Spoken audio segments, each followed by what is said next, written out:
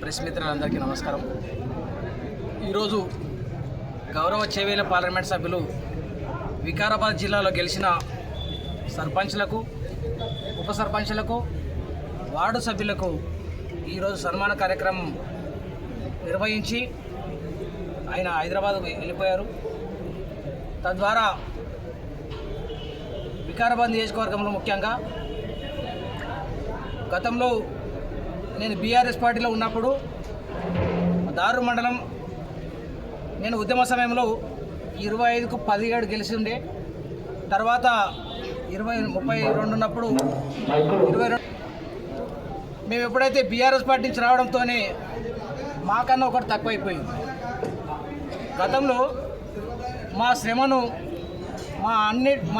మా వనరులను దోపిడీ చేసి నువ్వు నీ అకౌంట్లో వేసుకొని మమ్మల్ని అందరినీ బయటికి వెళ్ళిపోయేటట్టుగా చేసినటువంటి గతంలో ఇప్పుడున్నటువంటి బీఆర్ఎస్ పార్టీ జిల్లా అధ్యక్షుడు, ఆయన గ్రామంలో గుండు సున్నా. నీవు జిల్లా అధ్యక్షుడు అయ్యండి, నీ గ్రామంలో 0 వార్డు మెంబర్కి గెలిపించుకోవాలని దుర్మార్గమైనటువంటి పరిస్థితులను ఉన్నావు.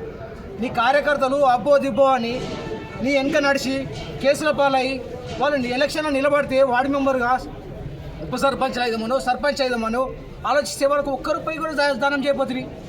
నీకోసం కష్టపడ్డ వాళ్ళు, జైలుకు పోయిన వాళ్ళు, వాళ్ళ కోసం ఒక్కరోజైనా సమయం కేటాయించినవా? సమయం కేటాయించలేవు, వాళ్ళకు డబ్బులు ఇవ్వలేవు, ఏ రకంగా సాయం చేయలేవు. 400 కోట్లు సంపాదించి నువ్వు ఒక్కరోజు 4 రూపాయలు కూడా ఎవరికి దానం చేయలేవు. నువ్వు ఉన్న వాళ్ళందరూ కూడా నేను సహచరుని మీ అందరికీ. బీఆర్ఎస్ పార్టీలో నేను ఉన్నప్పుడు మీ అందరు నాకు సహచరులు, మీ పైన నాకు ఎలాంటి అది లేదు.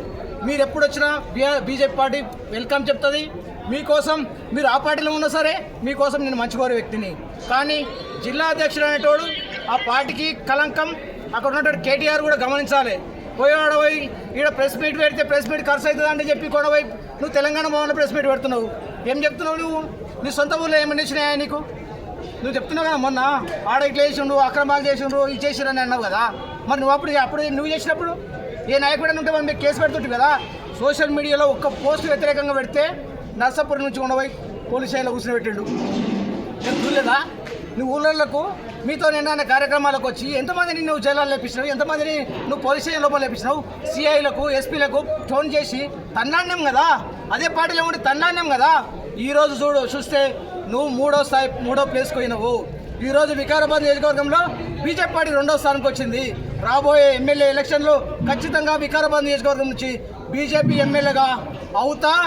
నీ టీఆర్ఎస్ జిల్లా అధ్యక్షునిగా నువ్వు కూడా నిరూపించుకో. నీకు కనీసం డిపాజిట్ వచ్చే పరిస్థితి కూడా ఉండదు రాబోయే ఎలక్షన్లో. కేసీఆర్, కేటీఆర్ మీరు కూడా రాసుకోండి.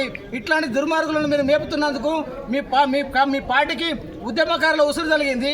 మీ పార్టీకి ఎవరైతే కష్టపడ్డాడో వాళ్ళ ఉసురు జరిగి మీరు కథమైపోయినారు. గతంలో సర్పంచ్లను గెలిపించిన వాళ్ళని ఆత్మహత్యలకు పుసుగొల్పిరుగా మీరు. ఒక్క సర్పంచ్నన్నా ఆ రోజు పలకరించరా? నిధులు ఇవ్వలేదు, నీళ్ళు ఇవ్వలేదు అని దుర్మార్గంతో ఏ రకంగా అయితే ఆంధ్ర మీద మీరు కొట్లాడినరు. ఈరోజు అదే సర్పంచ్లకు నిధులు ఇవ్వలేదు, అదే సర్పంచ్లకు నీళ్లు బిల్లులు ఇవ్వలేదు. బిల్లులు ఇవ్వకుండా ఆ రకంగా హింసించినటువంటి బీఆర్ఎస్ పార్టీకి అసలు సర్పంచ్ల గురించి ఓట్లాడి హక్కు నైతిక హక్కు లేదు.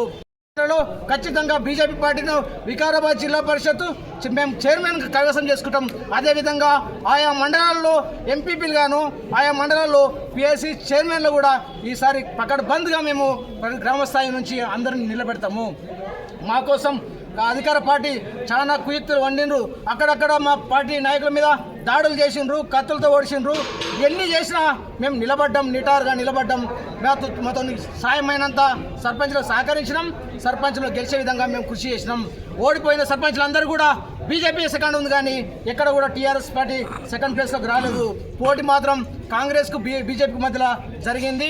మా వాళ్ళందరూ 2 ఓట్లతోని 3 ఓట్లతోని 8 ఓట్లతో ఓడిపోయిన వాళ్ళు సగానికి పైగా ఉన్నారు. ఇంకొక 20 మంది గెలుస్తుండ్రి, కానీ వాళ్ళకు ఆర్థిక వనరులు తక్కువయో, అదృష్టం తక్కువయో, లేకపోతే వాళ్ళు ఆదరించడం తక్కువయో ఆ రకంగా మాకు కొంత పార్టీ జిల్లా నాయకత్వం కూడా కొంత పటిష్టంగా లేనందువల్ల కొంత మేము ఇంకా కొన్ని సీట్లు కోల్పోయినాం. కాబట్టి మాకు పెద్దలు కర్ణం ప్రహ్లాదరావు జిల్లా కన్వీనర్ వయసు భారం ఉన్నా కూడా అందరినీ ఫాలోఅప్ చేసుకొని పెద్దలు మాజీ జిల్లా అధ్యక్షులు అన్న మాధవరెడ్డి అన్న గారు, ఈ విధంగా సీనియర్ నాయకులు అందరూ కూడా కష్టపడి మన మండలం ముఖ్యంగా ఎక్కువ సీట్లు వచ్చే విధంగా కృషి చేయాలని చెప్తే దానికి తోడు ఇంకా ఇండిపెండెంట్గా గెలిచిన వాళ్ళు చాలామంది గ్రామాల్లో ఉన్నారు.